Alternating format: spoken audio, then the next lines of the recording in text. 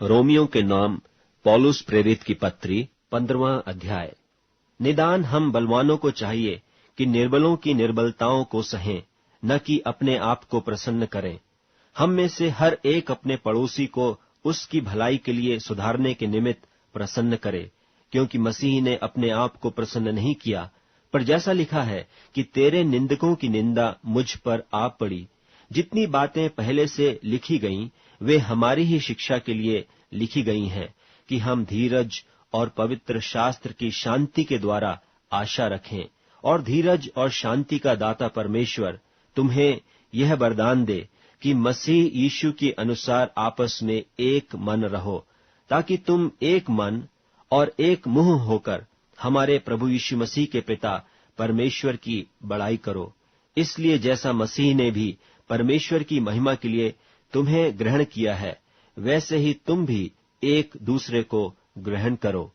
मैं कहता हूं कि जो प्रतिज्ञाएं बाप दादों को दी गई थीं, उन्हें दृढ़ करने के लिए मसीह परमेश्वर की सच्चाई का प्रमाण देने के लिए खतना किए हुए लोगों का सेवक बना, और अन्य जाति भी दया के कारण परमेश्वर की बड़ाई करें। जैसा लिखा है कि इसलिए मैं जाति जाति में तेरा धन्यवाद करूंगा और तेरे नाम के भजन गाऊंगा। फिर कहा है, हे जाति जाति के सब लोगों, उसकी प्रजा के साथ आनंद करो। और फिर हे जाति जाति के सब लोगों, प्रभु की स्तुति करो। और हे राज्य राज्य के सब लोगों, उसे सराहो। और फिर यशायाह कहता है कि यिशै की एक जड़ प्रकट होगी, और अन्य जातियों का हाकिम होने के लिए एक उठेगा। उस पर अन्य जातियां आशा रखेंगी। सो परमेश्वर जो आशा का दाता है, तुम्हें विश्वास करने में सब प्रकार के आनंद और शांति से परिपूर्ण करे, कि पवित्र आत्मा की सामर्थ्य से तुम्हारी आशा बढ़ती जाए। हे मेरे भाइयों, मैं आप भी तुम्हारे विषय में निश्चय जानता हूं कि तुम भी आप ही भलाई से भरे और ईश्वरीय ज्ञान से भरपूर हो, और एक दूसरे को चिता सकते हो।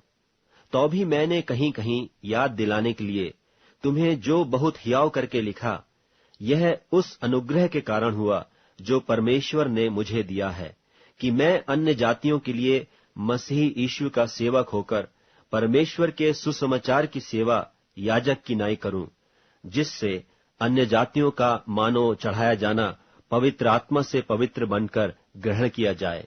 सो उन बातों के विषय में जो परमेश्वर से संबंध रखती हैं, मैं मसीह यीशु में बड़ाई कर सकता हूं, क्योंकि उन बातों को छोड़ मुझे और किसी बात के विषय में कहने का हियाव नहीं, जो मसीह ने अन्य जातियों की अधीनता के लिए वचन और कर्म और चिन्हों और अद्भुत कामों की सामर्थ्य से और पवित्र आत्मा की सामर्थ्य से मेरे ही द्वारा किए। यहां तक कि मैंने यरूशलेम से लेकर चारों ओर इल्लुरिकुम तक मसीह के सुसमाचार का पूरा पूरा प्रचार किया। पर मेरे मन की उमंग यह है कि जहां जहां मसीह का नाम नहीं लिया गया, वहीं सुसमाचार सुनाऊं।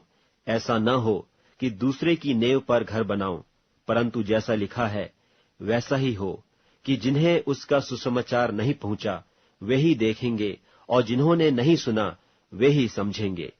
इसीलिए मैं तुम्हारे पास आने से बार बार रुका रहा, परंतु अब मुझे इन देशों में और जगह नहीं रही, और बहुत वर्षों से मुझे तुम्हारे पास आने की लालसा है।